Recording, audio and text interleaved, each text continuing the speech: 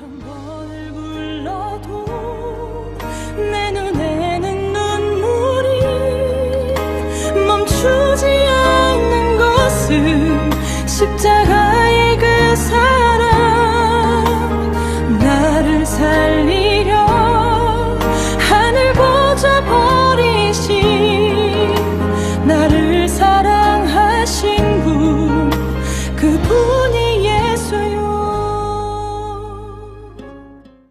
하나님의 은혜가, 그리고 하나님의 위로하심이 우리 아버지들에게 늘 있기를 축원합니다. 오늘 말씀의 제목이 체면과 책임, 이런 제목으로 말씀을 좀 나누려고 하는데요. 우리 아버지들을 생각하면 저 개인적인 생각입니다만 이 두 가지 단어가 늘 생각이 납니다. 아버지들에게는 이 체면이라는 것과 책임이라고 하는 이 두 가지가 늘 일생 가운데 이 어깨에 짊어지고 가는 그런 것이 아닌가, 이렇게 생각을 합니다. 굳이 이 단어의 뜻을 설명하지 않더라도 이 체면이 무엇인가, 아버지로서의 체면, 남편으로서의 체면, 또 사회에서 가지고 있는 그 지위를 가지고 가지는 체면, 또 한편으로 가장으로서 가정을 책임져야 되는 부분들이 있죠. 또 혼자만은 아니지만 가정에 또 자녀들을 책임져야 하는 부분들이 있고, 우리가 어느 부분에선가 남자로서, 아버지로서, 남편으로서 또 책임져야 될 그 부분이 있습니다. 그래서 굳이 표현은 하지 않더라도 우리 아버지들이 살아가면서 늘 이 체면이라는 것과 이 책임이라고 하는 것이 교차되어 가면서 때로는 힘들지만 견뎌내고, 또는 또 보람 있는 삶 가운데서도 늘 이 체면과 책임이라는 것을 떼어놓고 살아갈 수 없는 것이 이 아버지가 아닌가, 그렇게 생각이 되어집니다. 오늘 말씀은 우리가 잘 아는 이 탕자의 비유로 알려진 말씀이죠. 아마 이 본문을 읽으면서 읽는 순간에 이미 여러분들은 수없이 들은 이 말씀을 통해서 이미 오늘 말씀의 결론을 다 내리고 속으로 아멘까지 그렇게 끝내신 분이 계실지 모르겠습니다. 사실은 이 말씀은 탕자의 비유로 이름이 지어지지만, 사실 말씀의 비중을 보게 되면 이 집을 나간 탕자 둘째 아들에게 있는 것이 아니고, 이 포커스를 보게 되면 이 아버지에게 포커스를 맞춰서 봐야 되는 말씀이라는 것을 우리가 이미 알고 있겠지만, 이 아버지의 그 사랑, 그리고 아버지의 모습을 우리가 이 말씀 속에서 찾아볼 수 있는데, 어떤 분은 그래요. 비유를 들을 때 왜 꼭 아버지여야 되는가, 여기에 어머니가 등장하면 안 되는가. 왜냐하면 우리가 평소에 이렇게 그냥 일상 가운데 보면 사실은 이 자식과 부모의 관계 속에서도 이 자식들에게 아버지보다는 이 엄마가 더 친밀감이 있잖아요. 그래서 우리 한국에서 그 방영되었던 우정의 무대라고 하는 그 뽀빠이 이상용 씨가 사회를 보고 군대를 방문해서 군인들을 위로하는 그런 프로그램이 있었잖아요. 다 아시죠? 안 본 척 하시지 마시고요. 거기 보면 이제 무대 뒤에 어머니 한 분이 초대되어서 와서 숨어 있고, 이제 물품이라든지 무슨 음성이라든지 이렇게 들려주면서 자기 어머니라고 생각되는 군인들은 무대 위로 올라오라 그러면 막 여러 명의 군인들이 막 뛰어 올라오죠.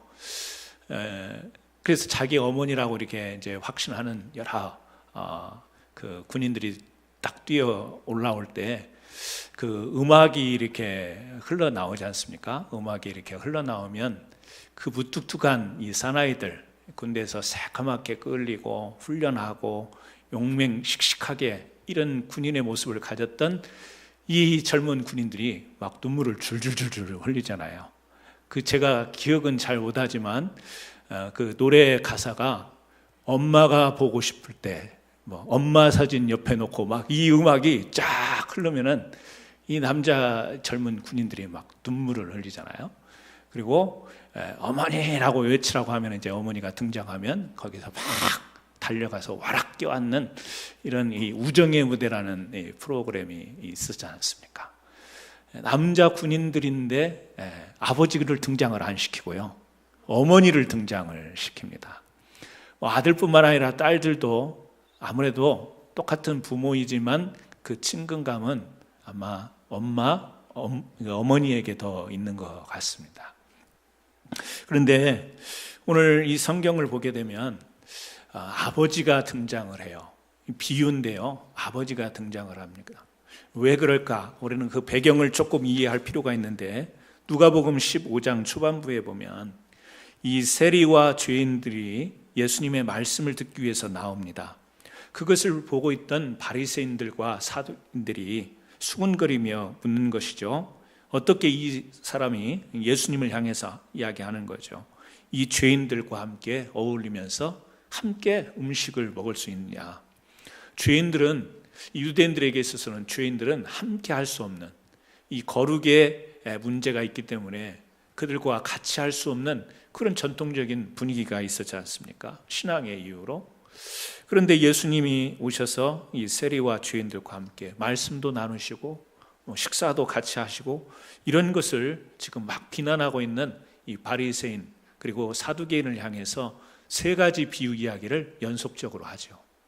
우리가 잘 알고 있는 것처럼 이른 양의 비유, 또 두 번째는 이른 동전의 비유, 드라크마 비유, 그리고 세 번째 비유가 여기 탕자의 비유, 이 세 가지 비유를 연속으로 이야기하는 거예요.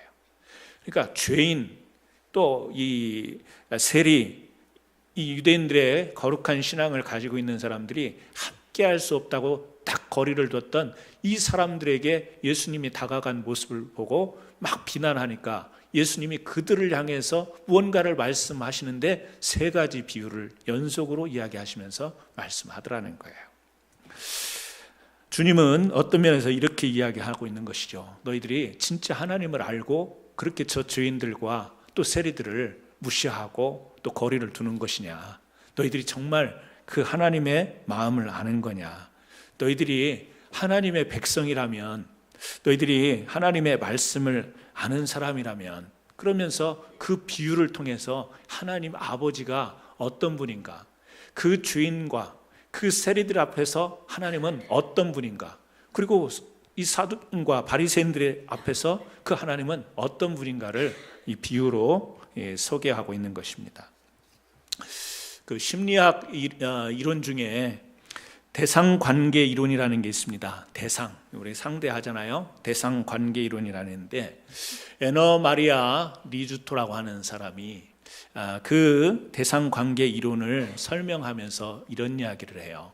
사람들이 가지게 된 하나님에 대한 이미지, 우리 사람들이 하나님 그러면 떠오르는 이미지가 있잖아요. 사람들이 가지게 된 하나님에 대한 이미지는 그 사람이 어린 시절에 가졌던 부모와의 관계 또는 부모와의 초기 경험에 상당히 영향을 많이 받는다. 그러니까 하나님 그러면 떠오르는 이미지가 있는데, 사람이 어려서 그 하나님을 직접 볼 수도 없잖아요. 또 교육 과정이 있잖아요. 그런데 그 대상을 누구로부터 이렇게 습득을 하냐면 부모로부터 습득을 한다는 거죠.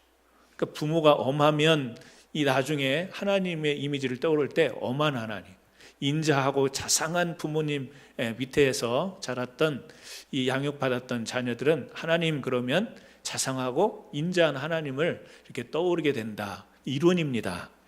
대상관계의 이론인데, 오늘 본문에 또 보게 되면 바리새인들과 서기관들이 가졌던 하나님의 이미지가 뭐죠?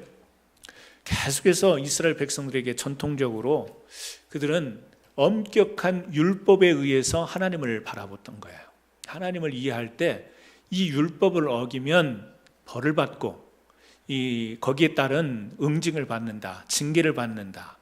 그래서 율법을 연구하고 율법을 외우고 율법을 배워왔지만 그 율법 가운데 형성됐던 이미지는 뭐냐면, 하나님은 엄하신 하나님, 무서운 하나님, 뭐 잘못하면 그냥 놔두지 않는 이런 엄하신 하나님 아버지상을 가지고 있었던 것이죠. 그런데 오늘 이제 이 비유 가운데서 보여주는 아버지는 이 바리새인들 그리고 또 서기관들 또 뭐 사두개인들이 바라봤던 그 아버지상, 유대인들이 율법 가운데서 형성했던 그 아버지상과는 전혀 다른 모습의 그 비유의 이야기를 통해서 지금 예수님께서 너희들이 생각하는 아버지, 저 사람들은 죄인이니까, 저 사람들은 뭔가 율법에서 잘못된 죄인으로 취급되는 또 남의 그 나라의 앞잡이가 되어서 우리 민족의 세금을 갈취하는 아주 나쁜 사람들, 뭐 이러면서 저들은 하나님이 멀리 하시고 하나님이 결코 좋아하실 수 없는, 우리 하나님이 어떤 하나님인데, 이런 생각을 가지고 있는 자들에게 예수님이 이 비유를 통해서 아버지의 상을 지금 다시 이 유대인을 향해서 전하고 있는 거예요. 두 가지만 생각해 보려고 하는데요. 첫 번째는 저주는 아버지. 저주는, 저주가 아니고요, 저요. 저주가 아니고 저주는 아버지, 진다라는 거죠. 오늘 본문 속의 아버지는 아들에게 저주는 아버지로 보여지고 있습니다. 어떻게 보면 아버지로서의 체면이 안 보여요. 아버지에게 둘째 아들이 지금 뭐라고 이야기냐면 12절에 있는 것처럼 둘째가 아버지에게 말하되 아버지여 재산 중에서 내게 돌아올 분깃을 내게 주소서 하는지라.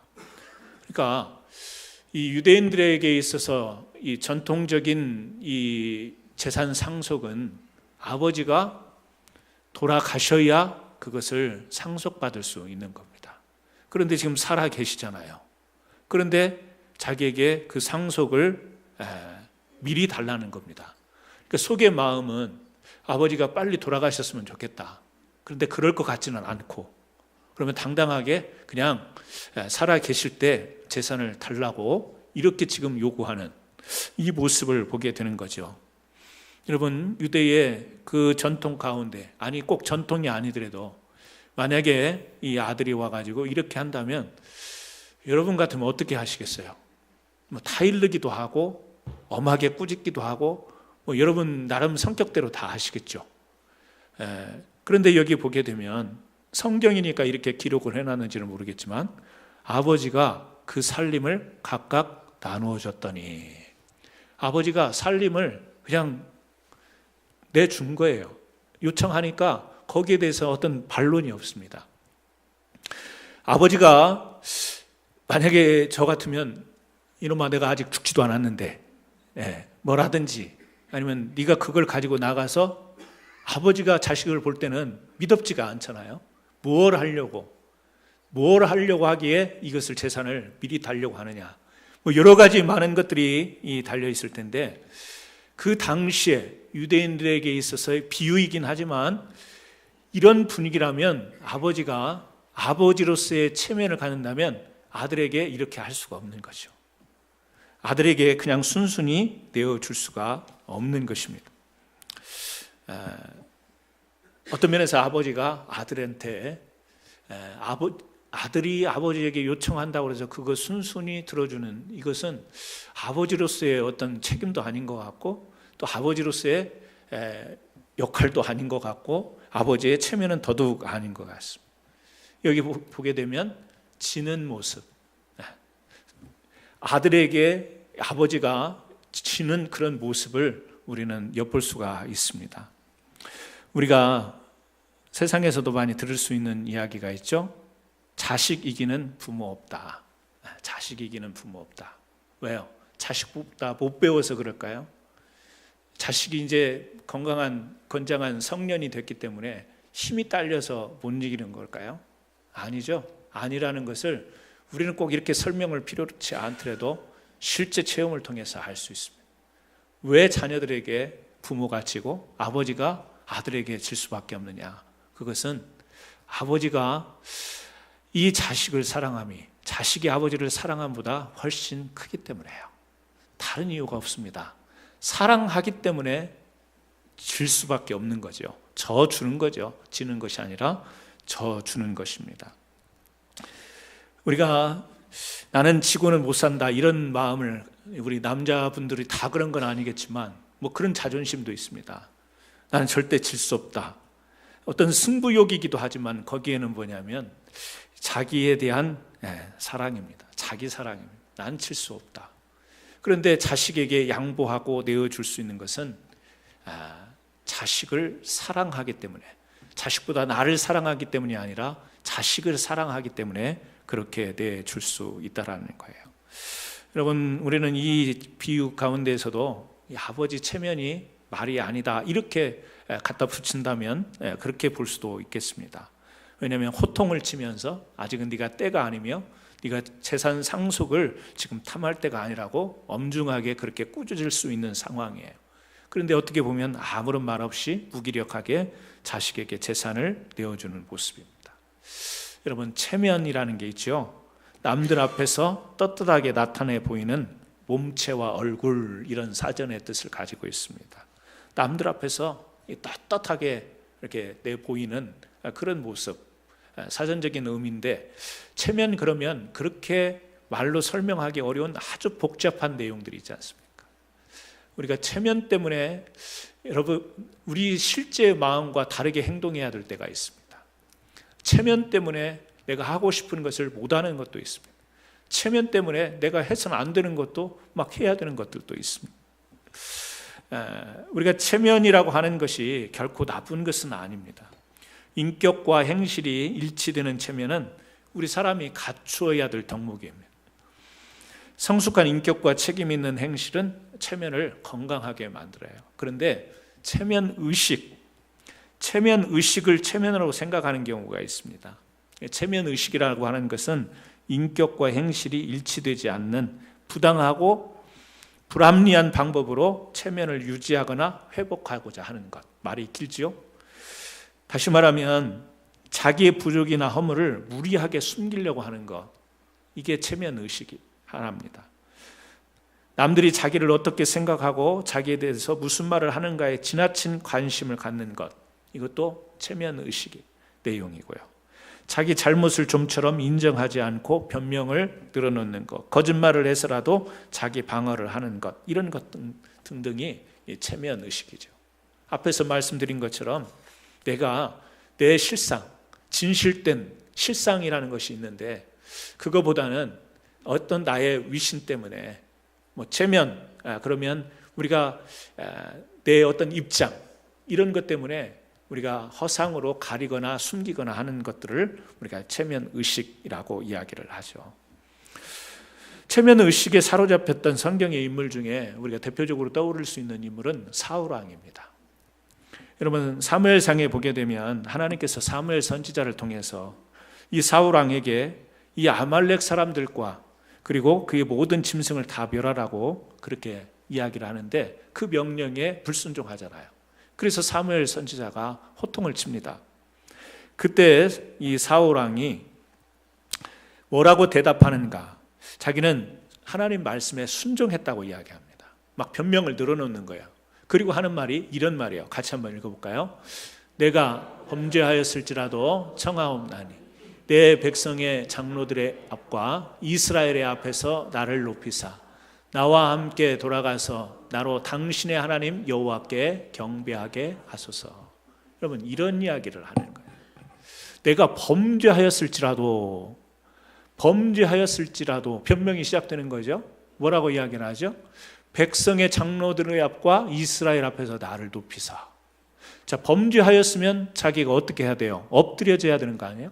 하나님 앞에 회개하고 백성들 앞에 사과하고 이래야 되는 거 아니에요? 그런데 범죄했을지라도 나를 높여주셔요. 뭐죠?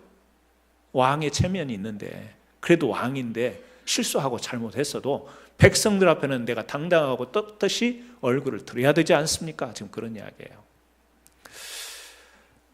사울의 진짜 체면은, 진짜 체면이라고 하면 하나님 앞에 회개하는 것이 진짜 체면인 거예요. 죄를 짓고도 사람들 앞에서 높여달라고 하는 것은 체면 의식입니다. 여러분, 다윗을 기억하세요? 다윗 법궤가 이제 빼앗겼던, 블레셋에 빼앗겼던 법궤가 이스라엘로 돌아와요. 그 돌아오는 법궤를 보면서 이 다윗이 기쁨을 감추지 못하고 어떻게 하죠? 막 춤을 춥니다. 춤을 추는데 어느 정도까지 춤을 췄죠? 네? 어떻게? 옷이 흘러내릴 때까지.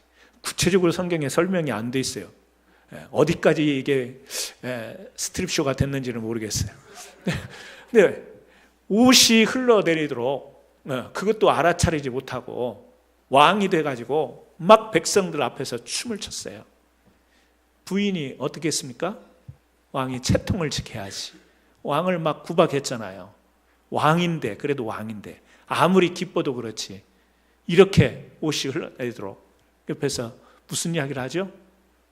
왕의 체면이 있지. 그 법궤가 돌아온다고 그렇게 기뻐할 수 있는가? 다윗은요, 상관없습니다. 그렇게 하나님 앞에 간절히 이스라엘 백성들이 잘못하고 또 법궤를 빼앗긴 것을 마음 아프게 생각하고 이제 그것이 돌아오게 된다는 사실이 그냥 그 자체가 너무 기뻤던 거예요. 그래서 벌쩍벌쩍 뛰면서 하나님을 찬양하고 영광 돌린 겁니다. 뭐죠? 부인은 체면을 차리지 못한다고 구박했지만 다윗 왕에게는 이것이 하나님 앞에서의 자기 체면이었다라고 하는 사실이에요.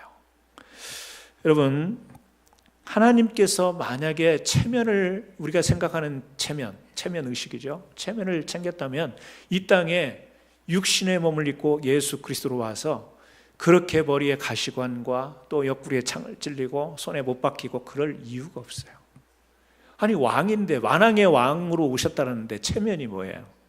로마 병사들한테 침뱉, 옷도 빼앗기고 멸시와 조롱당하고 십자가, 이 중형인, 이 중범죄를 지은 사람들이 갖게 되는 그 형틀에 매달리는 뭐 체면이 말이 아닌 거예요. 어떻게 하나님 완왕의 왕으로 왔다며, 그런데 왜 이렇게 무기력하게 아무 힘도 없이 그렇게 십자가에 매달려 죽는가? 체면이 말이 아니에요.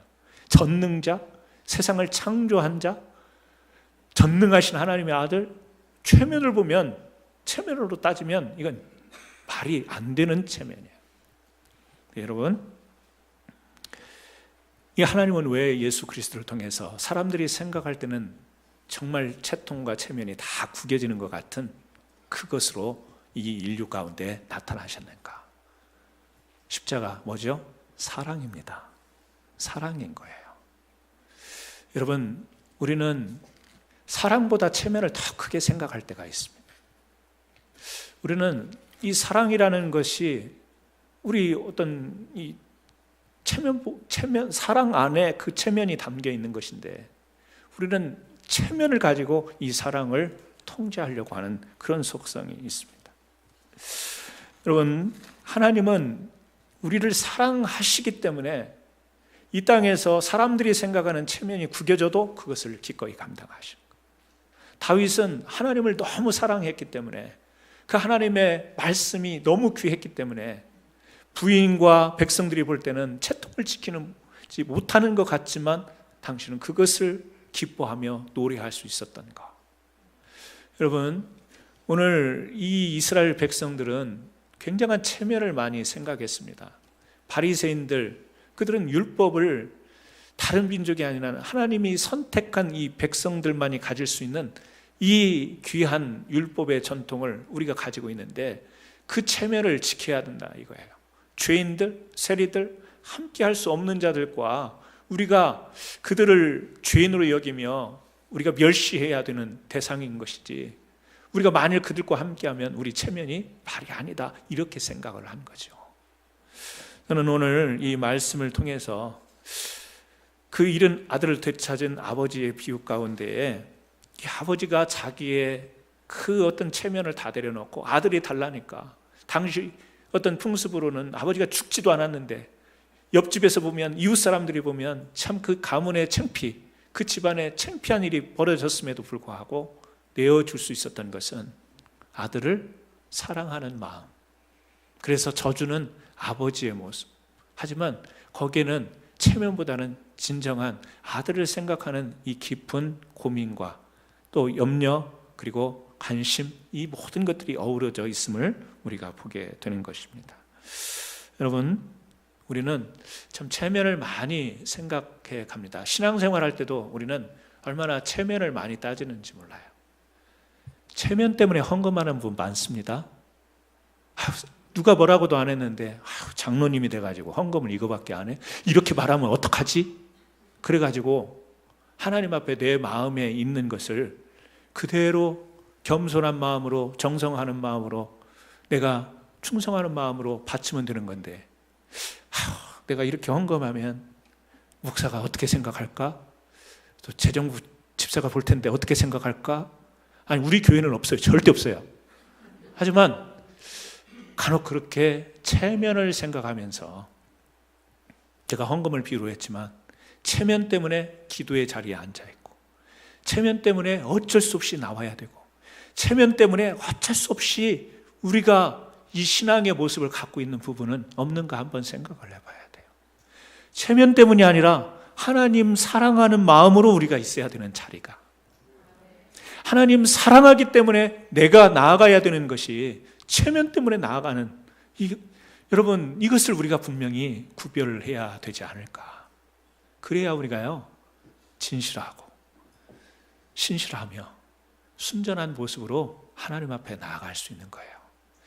오늘 이 아버지의 마음을 바리새인들은, 서기관들은 알지 못했어요. 저주는 이 아버지, 무기력하게 아니었죠? 심판하고 잘못하면 때리고 너 나가버려 막 내보내버리고 이런 하나님을 생각했던 이 바리새인들, 그게 아닌 하나님 아버지, 저주는 아버지의 모습을 보여줬습니다. 두 번째는요, 기다리는 아버지, 기다리는 아버지입니다. 본문 속에 이 아버지는 기다리는 아버지예요. 남자분들은 다는 아니지만 대부분 성질이 급하지 않습니까? 만약에 저의 상황 같으면 저는 찾으러 나가요. 기다리지 못합니다. 제가 찾으러 나가야 되는 거지. 여기 보게 되면 아버지가 기다립니다. 그런데 누가복음 15장 20절 말씀에 같이 읽어볼까요? 이에 일어나서 아버지께로 돌아가니라. 아직도 거리가 먼데 아버지가 저를 보고 끈히 여겨 달려가 목을 안고 입을 맞추니. 허랑방탕한 세월을 다 보내버리고 아들이, 여기 성경에 보면 먼 나라에 갔다 그랬죠? 일단 멀고 나라가 다르다라는 것은 상당한, 뭐예요? 집으로 돌아오기까지 시간이 지났다라는 이야기. 먼 나라로 갔으니까, 그리고 또 돈도 적지 않게 가지고 갔을 테니까 이 돈도 쓰는 동안에 많은 시간을 지금 보냈잖아요. 그리고 이제 다 탕진해버리고 집으로 돌아오는데, 아버지의 이 말씀의 구절을 보면 아버지가 어떻습니까? 이에 일어나서 아버지께로 돌아가니라. 아직도 거리가 먼데 아버지가 저를 보고, 거리가 먼데 아버지가 저를 보고. 저는 이게 물리적으로 지금 아들이 오니까, 멀리서 오니까 거기를 본 건지, 아니면 늘 마음에, 집에서 일을 하던 쉬고 있던 간에 늘 마음속에 아들이 돌아오는 것을 생각하며 그 간절히 기다리는 마음으로 지금 이렇게 표현을 하는 거지. 근데 거리가 먼데 아버지가 저를 보고, 아버지가 봤다라는 거예요. 아들은 멀리 먼 나라로 재산을 딱 상속받아서 가버렸지만 아버지는 아들을 계속 보고 있는 거예요. 마음으로 보고 있는 거예요. 그리고 그 아들이 다시 돌아오기를 간절히 바라는 거죠. 또 뭐 요즘 같으면 그렇게 생각할 수도 있겠죠. 돈 가지고 나갔으니까 몇 배로 부자가 돼서, 재벌이 돼서 기쁜 소식을 가지고 돌아오기를 바라는 그런 좀 자본주의 사회니까 그런 생각을 좀 해볼 수도 있겠지만, 여기선 그런 걸 제하고 아버지의 마음이 표현되어 있습니다. 뭐죠? 멀리 갔지만 아버지가 저를 보고 측은히 여겨 달려가 목을 안고 입을 맞추니. 자, 기다리다가요, 아들이 오니까 막 달려갔어요. 이것도 아버지 체면이 아니죠. 이쯤 되면 아버지가 허리에 손을 얹고 겪어봤냐? 그러면서 그래, 나가보니까 어떻든 하면서 이제야말로 정말 엄중히 한번 훈계할 그런 찬스가 왔는데, 그런 거 없이 아마 신발도 제대로 신지 않고 정신없이 뛰어나갔을 거예요. 가서 끌어안고 목을 안고 입을 맞췄죠. 아들이 이때쯤 돌아왔으니까 그렇지, 아마 아들이 돌아오지 않았으면 이 아버지는 죽을 때까지 아마 기다렸을 겁니다. 죽을 때까지 기다렸을 거예요. 기다림의 아버지입니다. 말씀을 묵상하다가 우리 교회에 장기적으로 나오시지 않는 우리 성도님들 계시잖아요. 우리가 기도는 늘 하지만 또 우리 목자님들께서 연락도 이렇게 하시지만 뭐 한 달, 두 달, 세 달, 뭐 6달, 1년 넘게 이렇게 교회를 나오시지 않는 장기 성도님들 교회로 돌아오기를 기다리는데 솔직히 고백한데 이만큼은 아닌 것 같아요. 기도는 하지만 잊혀질 때가 많아요. 1년 넘고 2년 넘으면 이분이 언젠가는 교회 오셨으면 좋겠다라는 생각을 하지만 거기까지. 사람이 시간이 지나면요 자꾸 기억 속에서 잊어지고 의무감 때문에 자꾸 생각나는 것이 우리들이에요. 하나님 아버지는 그렇지가 않습니다. 하나님이 죽을 일은 없지만 죽을 때까지 기다리는 아버지의 마음을 우리는 이 성경을 통해서 읽을 수 있어요. 우리는 사랑한다고 하지만 관심 있다고 하지만 오랫동안 기다리다가 안 오면 지치고 그냥 이게 사람이 시간의 흐름에 따라 묻혀버리는 것이에요. 아버지는 그렇지 않아요. 아버지는 기다립니다. 오늘 이 말씀 가운데 아버지 이 책임이라는 걸 한번 생각을 해보는 거예요. 책임. 사랑하기 때문에 책임이 있는 거예요. 여러분, 책임감 때문에 사랑하는 것과 사랑하기 때문에 책임감이 드는 것과는 달라요. 또 뭔 소리야 그러시는 분이 있겠는데 집에 가서 저녁에 주무실 때 한번 생각해 보세요. 사랑하기 때문에 책임감을 갖는 거하고 책임감 때문에 사랑하는 거하고는 달라요. 여기 성경에 보여주는 이 비유에서 아버지는 사랑하기 때문에 자식에 대한 책임감이 느껴지는 거예요. 제가 이 돈을 가지고 나갔는데 어디 가서 무슨 일을 당하면 어떡하지? 제가 집으로 돌아왔으면 좋겠는데 안전했으면 좋겠는데 이 아버지로서의 책임, 물론 당연히 이 우리 본성에 의한 어떤 책임감, 사랑 이걸 이야기할 수 있지만 그럼에도 불구하고 우리가 생각해 볼 것은 사랑하기 때문에 여러분 우리 책임감이 있는 겁니다. 책임감 때문에 사랑하면 우리가 굉장히 피곤해집니다. 내가 저 사람을 사랑해야 되는데 성경에 하나님이 원수를 사랑하라고 했는데 책임감을 가지고 사랑하려고 하면 조건적이며 굉장히 피곤이 달아요. 그런데 사랑 때문에 책임감이 주어진 것은 지칠 줄 모르는 거예요. 아버지가 자식이 돌아올 때까지 계속 바라보는 거예요. 지칠 줄 모르고 피곤할 줄 모르고 조건이 없어요. 계속 기다리게 되는 거. 그리고 아들이 나타나니까 그냥 달려가서 체면이고 뭐가 없어요. 가서 화락 끌어안는 거. 이게 사랑이 주는 책임인 거예요. 책임 때문에 사랑하면요 막 조건적이라니까요. 이렇게 해야 되는데 저렇게 해야 되는데 이렇게 하지 않으면 사랑이 안 되고 저렇게 안 하면 적극적인 사랑이 안 되고 막 복잡해요. 의무적인 어떤 그런 우리가 책임의식에 의한 사랑. 하나님의 사랑이 어떤 것인지를 지금 바리새인들에게 보여주지 않습니까? 율법을 배웠던 이 바리새인들에게는 하나님의 사랑이 굉장히 조건적으로 형성이 된 거예요. 율법에 의해서 이 율법을 지키는 사랑을 하려고 하니까 이 책임을 감당하는 사랑을 하려고 하니까 그 사랑이 굉장히 경계선이 그어지고 조건적이고 따지는 사랑이 되잖아요.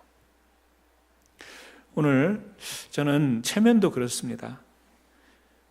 우리가 사랑 안에 체면이 담겨 있는 거지 체면 때문에 사랑하는 것은요 그건 체면은 나를 드러내는 거예요.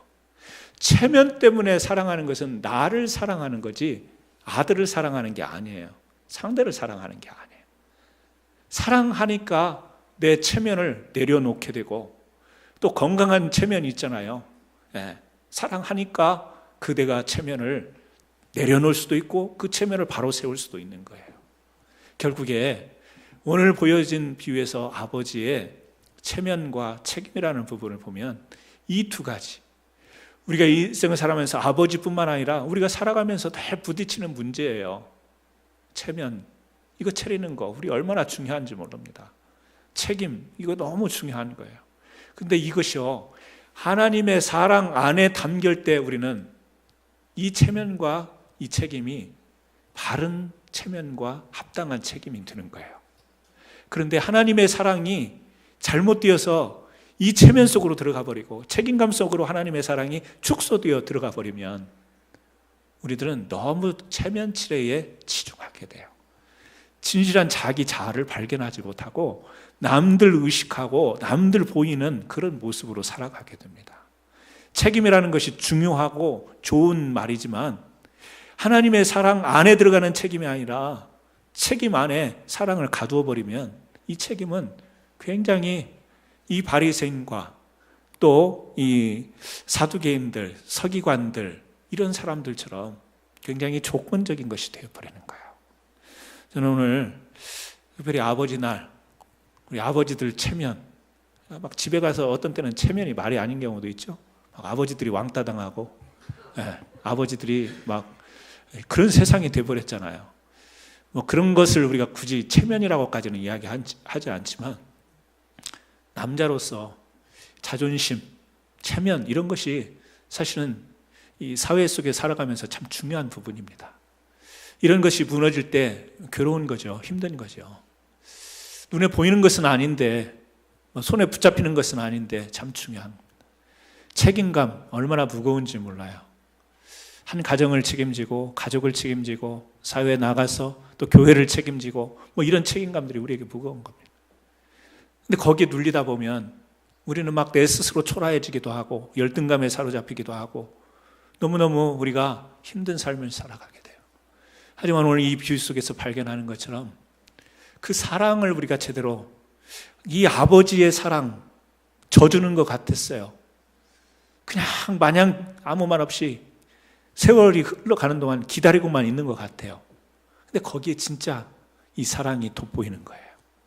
져주는 것 같고 체면이 구겨지는 것 같고 책임을 감당하지 못하는 것 같지만 그 안에서 진정한 하나님의 사랑을 우리가 회복하게 된다면, 여러분 오늘 우리 이 세상 속에서 아버지든 어머니든 성도이건 아니면 세상에서 살아가는 한 사회인이든 간에 제대로 된 이 하나님이 우리에게 주신 아름다운 본연의 모습으로 살아가게 될 줄 믿습니다. 그런 은혜가 저와 여러분에게 있기를 주님의 이름으로 축원합니다. 기도하십니다. 하나님 아버지,